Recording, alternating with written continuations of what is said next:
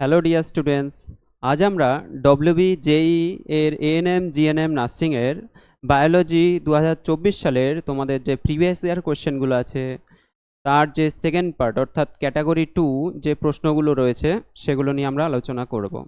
দেখো, প্রথম প্রশ্নে কি বলছে। আচ্ছা, তার আগে একটা কথা বলে নিই, এই যে প্রশ্নগুলো আছে এগুলোর ক্ষেত্রে অর্থাৎ 31 থেকে 40 নাম্বার যে প্রশ্নগুলো রয়েছে এগুলোর ক্ষেত্রে তোমাদের এক একটা কোশ্চেনে কিন্তু 2 নাম্বার করে থাকবে। তো এগুলোর ক্ষেত্রে অপশান কিন্তু একের অধিক হতে পারে, একও হতে পারে, এটা তোমাদের মাথায় রাখতে হবে। প্রথম প্রশ্ন কি বলছে, প্রথম প্রশ্নে বলা হচ্ছে যে হু অনুযায়ী মানুষের বয়ঃসন্ধি দশার বয়স কত। এই প্রশ্নটা তোমাদের এসেছিল। এটা কি হবে, 10 থেকে 20 বছর, 10 থেকে 19, 13 থেকে 21 আর হলো 12 থেকে 21। সঠিক অ্যান্সার হয়ে যাবে 10 থেকে 19 বছর। আচ্ছা, আরও একটা ইনফরমেশন তোমাদের বলে দিই। হু এর ফুল ফর্ম হলো ওয়ার্ল্ড হেলথ অর্গানাইজেশন। আর হু অনুযায়ী যদি বলা হয় যে ইয়থ, যে ইয়থ যদি বলা হয় যে ইয়থ যারা রয়েছে তাদের এজটা কত হবে, সেক্ষেত্রে আমরা বলবো 15 থেকে 24 বছর বয়স। 15 থেকে 24 বছর বয়স। আর যদি বলা হয় যে ইয়ং পিপল যদি বলা হয় তাহলে কি হবে, তাহলে কিন্তু আমাদের হয়ে যাবে একেবারে 10 থেকে 24 বছর। 10 থেকে 24 বছর। পরের প্রশ্ন দেখো, বলা হচ্ছে নিচের কোন জোড়াটি সঠিক। এক নেত্র দৃষ্টি আর দ্বিনেত্র দৃষ্টি। দেখো, তোমাদের প্রথমে জানতে হবে এক নেত্র আর দ্বিনেত্র দৃষ্টি কোনগুলোকে বলা হয়। তো মানুষের ক্ষেত্রে যদি আমরা দেখি, আমরা কি করি, আমাদের দুটো চোখের সাহায্যে আমরা একটা নির্দিষ্ট একটা অবজেক্ট সেটাকে কিন্তু দেখতে পাই। অর্থাৎ দুটো চোখের সাহায্যে আমরা একটা অবজেক্ট সেটাকে আমরা দেখতে পাই, একসাথে ফোকাস করতে পারি। তো এটাকে আমরা বলবো দ্বিনেত্র দৃষ্টি। আর এক নেত্র দৃষ্টি মানে যদি আমরা দেখি যে ঘোড়া বা গরুর ক্ষেত্রে তারা কিন্তু একটা চোখের সাহায্যে একটা বস্তুকে আরেকটা চোখের সাহায্যে আলাদা একটা বস্তুকে দেখতে পায়। তো সেক্ষেত্রে আমাদের কি হবে এখানে, দেখো এক নেত্র দৃষ্টি হয়ে যাবে ঘোড়া। ঘোড়ার ক্ষেত্রে আমরা এক নেত্র দৃষ্টি, আর দ্বিনেত্র দৃষ্টি হয়ে যাবে মানুষ। অর্থাৎ অপশান সি এবং ডি দুটোই কিন্তু সঠিক অ্যান্সার। পরের প্রশ্ন দেখো, বলা হচ্ছে যে পুনর্জন্ম অর্থাৎ রিজেনারেশন দেখা যায় কাদের ক্ষেত্রে। অ্যামিবা, অক্টোপাস, হাইড্রা নাকি প্ল্যানেরিয়া। এটা প্ল্যানেরিয়া হবে। তো এখানে কিন্তু অপশান দুটো হবে, এক হলো হাইড্রা অপশান সি এবং অপশান ডি হবে প্ল্যানেরিয়া। এখানে তোমরা প্ল্যানেরিয়ার ছবি দেখতে পাচ্ছ। তো এখানে এই দুটো কিন্তু সঠিক অ্যান্সার হয়ে যাবে। আচ্ছা, তোমাদের একটা কথা বলে দিই, আমাদের যদি ধরো তুমি এখানে একটা জানো অ্যান্সার, সঠিক অ্যান্সার একটা জানো, ধরো হাইড্রা, তুমি জানো না যে প্ল্যানেরিয়া কি সঠিক নাকি ভুল। তো সেক্ষেত্রে আমি বলবো তোমাদের একটাই অ্যান্সার করে আসবে। তুমি যদি একটা সঠিক জানো তাহলে একটাই অ্যান্সার করবে, তার জন্য কিন্তু 1 নাম্বার পাবে। কিন্তু তুমি যদি একটা ভুল অ্যান্সার করে দাও, ধরো তুমি হয়তো হাইড্রা দিয়ে দিলে তার সাথে অ্যামিবা দিয়ে দিলে, এবার অ্যামিবা তো অ্যান্সার হবে না, সেক্ষেত্রে কিন্তু তোমাদের পুরো অ্যান্সারটাই মানে কেটে যাবে। তার জন্য যদি একটা জানো তাহলে একটাই অ্যান্সার দেবে, আর দুটো যদি সঠিক জানো তাহলে অবশ্যই সেটা দিয়ে দেবে। পরের প্রশ্ন দেখো, বলা হচ্ছে যে নিম্নলিখিত কোনগুলি ভারতে আসা বহিরাগত প্রজাতি যা পরিবেশের ক্ষতি করে। অপশান কি আছে, শিশু গাছ, পার্থেনিয়াম, হিস্টোরোফোরাস, কচুরিপানা। আর বলছে এগুলির কোনোটিই নয়। এখানে অ্যান্সার হয়ে যাবে পার্থেনিয়াম, হিস্টেরোফোরাস আর হবে কচুরিপানা। দেখো, এই যে পার্থেনিয়াম, এখানে যে আমরা একটা গাছের ছবি দিয়েছি, এই গাছটা হলো পার্থেনিয়াম গাছ। এই পার্থেনিয়াম গাছটা কিন্তু আমাদের হিউম্যান বিং বা বিভিন্ন যে পশুর জন্য তাদের জন্য কিন্তু এটা খুবই ক্ষতিকারক একটা উদ্ভিদ। এই এই উদ্ভিদে কি হয়, এই উদ্ভিদে আমাদের কিন্তু স্কিনে যদি লাগে, টাচ লাগে, তাহলে সেক্ষেত্রে আমাদের স্কিনের প্রবলেম হয়। তাছাড়া আমাদের ফুসফুসের ক্ষতি করে।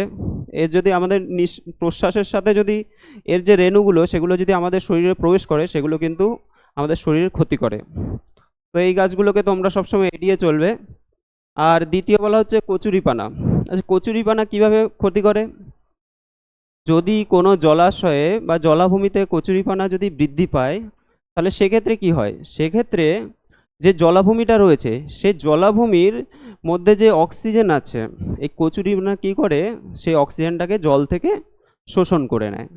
এবার জলের মধ্যে কি থাকে? জলের মধ্যে বিভিন্ন রকমের যে জলজ উদ্ভিদ থাকে, জলজ প্রাণী থাকে।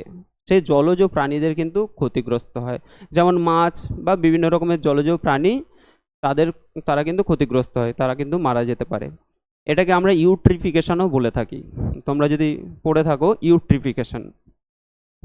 পরের প্রশ্ন দেখো, বলা হচ্ছে যে ক্যাডমিয়াম জাতীয় যৌগ থেকে মানুষের শরীরে, তা অপশান কি কি আছে?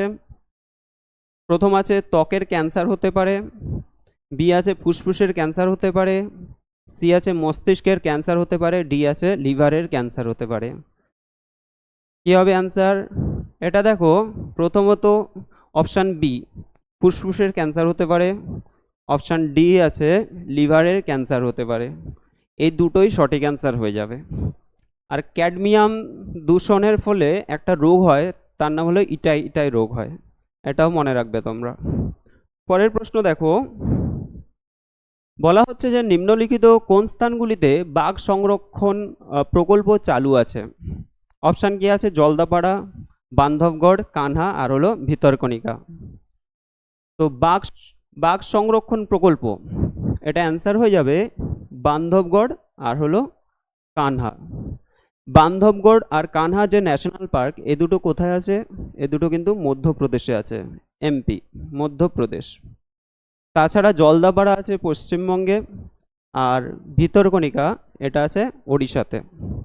প্রশ্ন দেখো, বিপাকীয় গোলযোগগুলির মধ্যে যে সমস্ত অঙ্গের কাজের উপর নির্ভর করে তারা হলো, তাহলে কোন অঙ্গগুলোতে বিপাকীয় গোলযোগের জন্য কিন্তু আমাদের বলছে যে উপর ডিপেন্ড করে?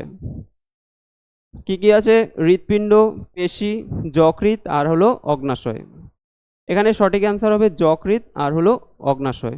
দুটো অপশান কিন্তু সঠিক হয়ে যাচ্ছে, অপশান সি এবং অপশান ডি।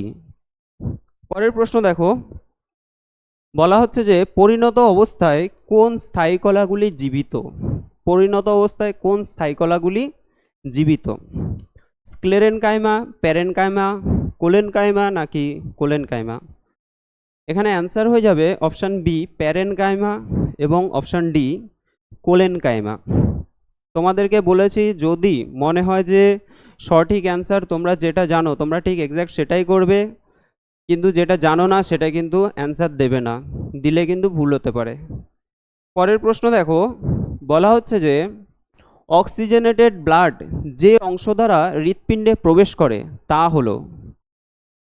অক্সিজেনেটেড ব্লাড মানে হলো আমাদের যে শরীরে অক্সিজেন প্রবাহিত হয়, সেই অক্সিজেনটা রক্তের মাধ্যমে তো প্রবাহিত হয়।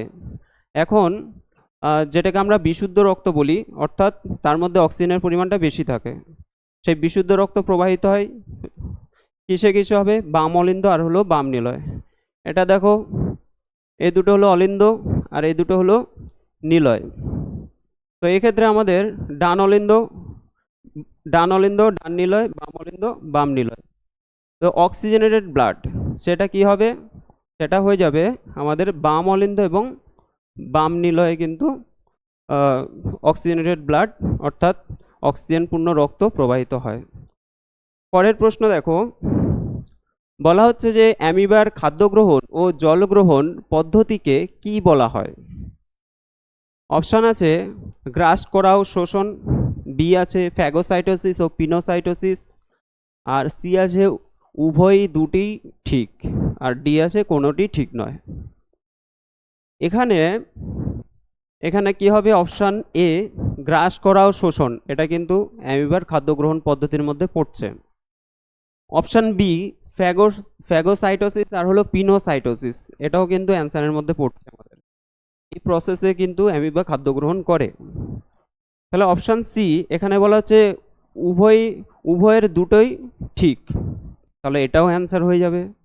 তাহলে আমাদের কিন্তু এখানে তিনটে অ্যান্সারই টিক করে আসতে হবে। অর্থাৎ এ বি সি তিনটেই সঠিক অ্যান্সার। ওকে, আচ্ছা দেখো, তো এই হলো আমাদের 2024 সালের যে প্রশ্নগুলো রয়েছে, তো সেগুলো কমপ্লিট হয়ে গেল। তাছাড়াও 2023 সাল, 22 সাল, 21 সাল যে সমস্ত প্রশ্নগুলো তোমাদের এএনএম জেএনএম এর রয়েছে সেগুলো সম্পর্কে, সেগুলোও এক এক করে তোমরা ভিডিও পাবে। আর তোমরা যদি আমাদের আমাদের সাথে যুক্ত হতে চাও, অ্যাডমিশন নিতে চাও, তাহলে এই নাম্বারে যোগাযোগ করবে। আমাদের ঠিকানা হরিণঘাটা, নদিয়া জেলার মধ্যে অবস্থিত হরিণঘাটায় তোমরা যোগাযোগ করবে।